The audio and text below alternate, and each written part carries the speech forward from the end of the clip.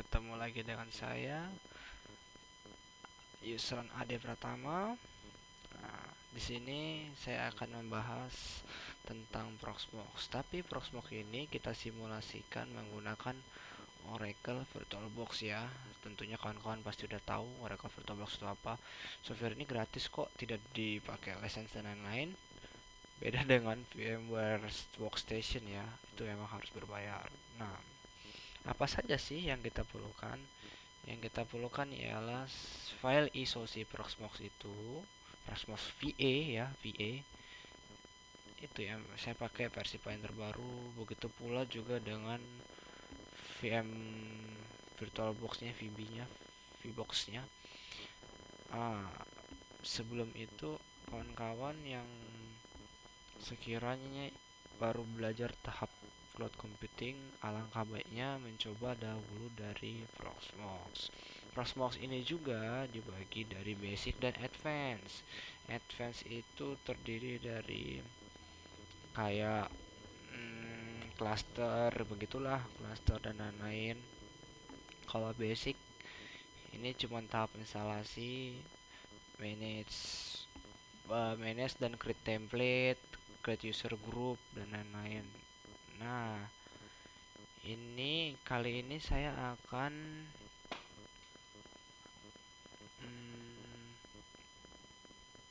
apa ya? Kali ini saya akan yang membuat tutorial yang basic banget aja ya. Yang basicnya untuk Proxmox. Jadi yang langkah kali ini yang kita perlu siapkan yaitu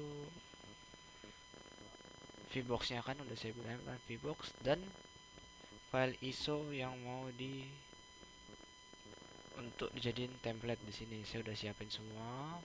Oke, langsung pertama-tama kita langsung jalanin aja. Nah, ini VirtualBox-nya. Yang perlu kita tahuin adalah kita setting adalah preference ini kita klik untuk referensinya. Nah, lalu kita klik ke tab network. Di sini lalu ke tab host only network. Nah, di sini udah ada nih VirtualBox Ethernet adapter. Nah, ini manual configure. Kita cukup edit, klik tombol ini kalau misalnya kawan-kawan belum ada ya. Nah, oke. Kita tinggal ubah atau ralat ya Indonesia-nya. Kita main dengan IP si modem kita aja. Di sini saya ngambilnya gini ya. Karena modem saya sama 192.168.1.1, jadi saya setupnya kayak gini. Untuk di HCP saya tidak setup, jadi saya biarin static aja. Lalu oke dan oke. Nah, setelah ini kita create new. Kita kasih nama karena saya di sini Proxmox ya. Saya mau beri namain aja Cloud AD. Oke, kita pakai Linux. Nah, kita di sini pilih order Linux bisa, Debian juga bisa. Terserah Anda, kalau saya mau pakai Debian. Saya versinya yang 64 bit ya, bukan 32 bit. Oke, next. Oke, RAM di sini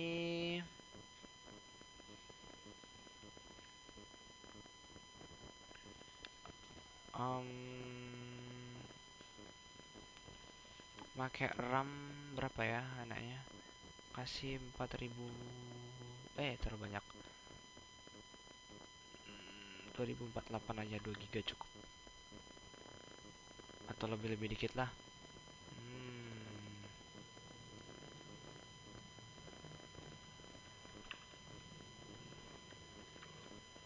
Ya, oke, 3 GB. Next. Create virtual disk now. Create, jenisnya VDI.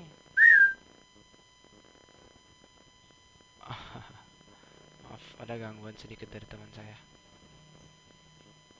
Next. Oke, kita tinggal create. Berapa jumlah di sini kita pakai? Di sini saya memakai 80 GB. Oke, lalu kita setting lagi. Nah, di sini yang perlu kawan-kawan tahu, Di sini saya memakai prosesor Intel Core i7 6700K ya, dengan menggunakan 8 CPU. Nah, kalau kawan-kawan menganggur atau punya komputer yang untuk uji coba untuk bahan praktek, silakan mau untuk prosesornya AMD atau Intel nggak apa-apa. Yang jelas harus bisa support dengan VT ya, VT. VT itu apa? VT itu virtual apa gitu ya, saya lupa singkatannya. Pokoknya intinya virtualizationnya harus bisa, dia harus support dengan virtualizationnya. Nah, setelah itu kita masuk ke network, adaptor 1, adaptor 2. Nah, di sini kita mau pakai dua adapter, satu untuk jaringan, satu untuk ini ya. Bisa kita setting belakang, tapi saya lebih sukanya ke di bridge aja deh adaptornya. Di bridge, lalu kita akses allow all, lalu oke. Tes, kita ping, siap-siap untuk ping ke,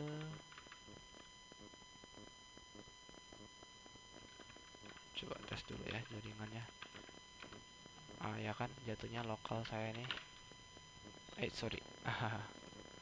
Lalu kita jalankan, lalu file. Nah, ini Proxmox-nya VE 4.1 versi 4.1 ya. Oke, kita open, start, begin. Nah, oke, kita install Proxmox VE-nya, enter.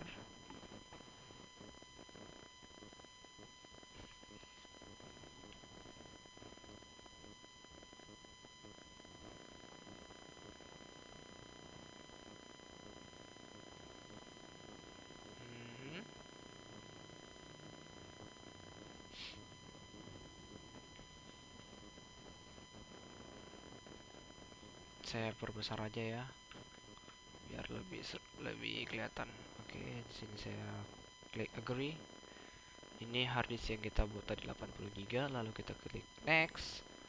Ini country-nya ketik aja Indonesia, nanti otomatis. Dan oh iya, untuk yang di luar Jakarta silakan Anda sesuaikan time zone-nya, lalu kita klik next. Password. Oke, password ya. Di sini kita isi password terserah Anda maunya kayak gimana passwordnya.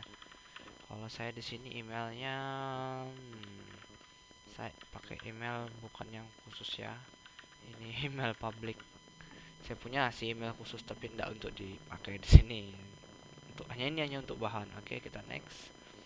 Nah, di sini domainnya kita buat sendiri. Hostname maksudnya, bukan domain ya. Hostname itu jatuhnya mana ya? Mirip-mirip lah. Karena di sini saya IP addressnya 17 ya, jadi saya mau ubah ke 145. Gateway udah bener. DNS saya pakai punya Google aja, 8888, karena dia tidak pernah mati. Oke, setelah itu kita klik next. Oke, lalu dia akan nge-create partition ya, partisinya ya, dia akan nge-create partisi. Biarkanlah agak cepet kok, ini dia nggak terlalu lama kayak instalasi CentOS dan lain-lain, enggak, lumayan lah, cukup cepet. Oke. Oh iya, yang nanya nih gimana cara keluarnya, ini tadi full screen ya.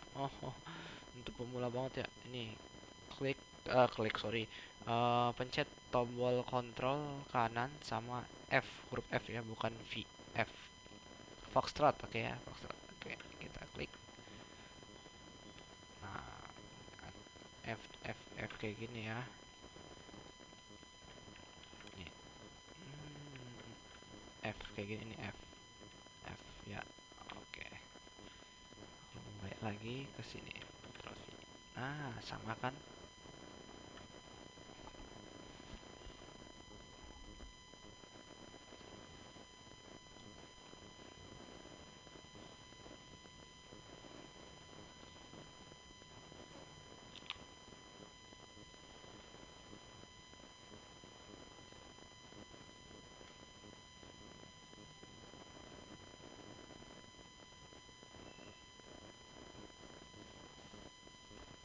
sampai berapa menit untuk install gini doang cepet.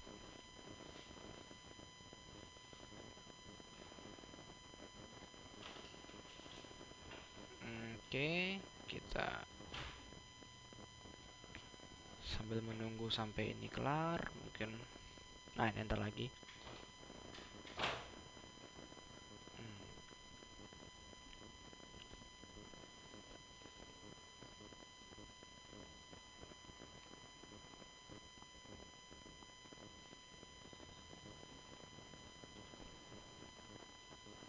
Oke, reboot. Nah, di sini kawan-kawan harus matiin device-nya dulu ya. Device yang kita udah masukin ke disk drive. Kalau nggak dia akan muncul kayak gini lagi nih. Caranya klik device, menu device, optical drive, lalu Proxmox VA-nya diklik. Nah, jadi ntar dia nggak kecentang. Nah, habis itu kita reset mesinnya dengan Alt R. Kita masuk lagi ke mode tadi untuk cek. Nah, ini kita cukup enter aja langsung.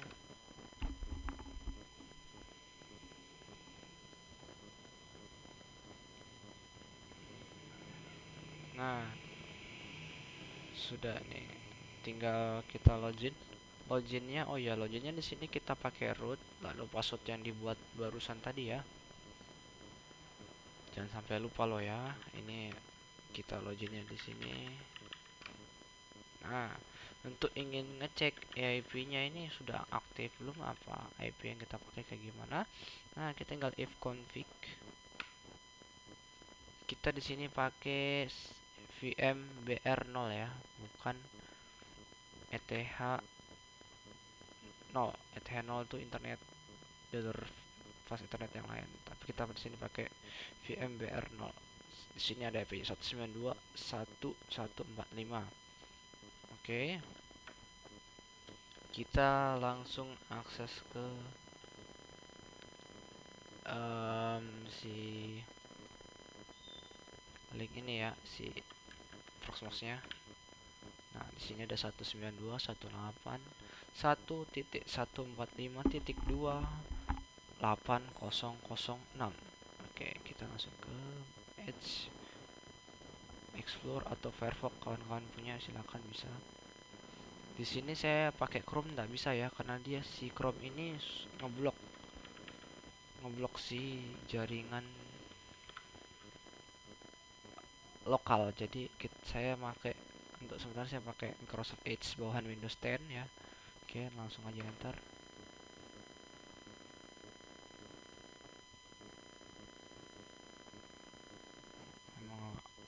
Aduh, ini error lagi nih. Kenapa ya? Agak sensitif nih. Nah, oke. Kalau dia kayak gini, there is problem with this website security certificate. Continue to this web page. Ini aja, klik aja. Apa-apa. Itu enggak masalah sebenarnya, itu cuman peringatan karena sertifikatnya atau SSL ini nih, yang ini dia enggak sesuai yang kita standarisasinya si ini ya, browser kita. Nah, kita loginnya root, passwordnya sesuai yang anda buat barusan. Oke.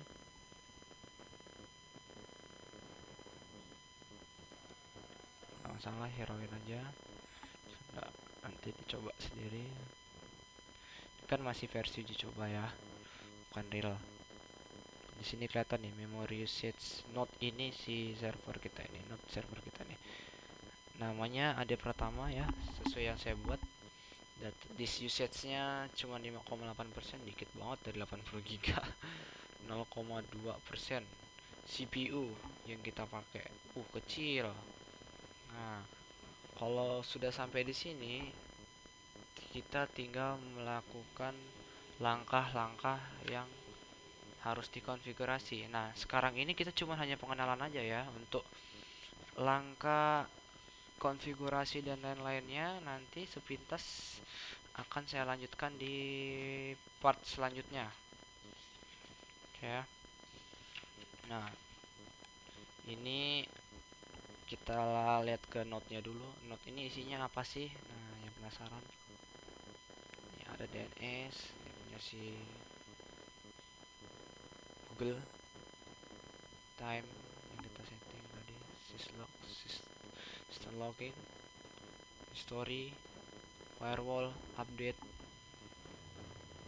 console.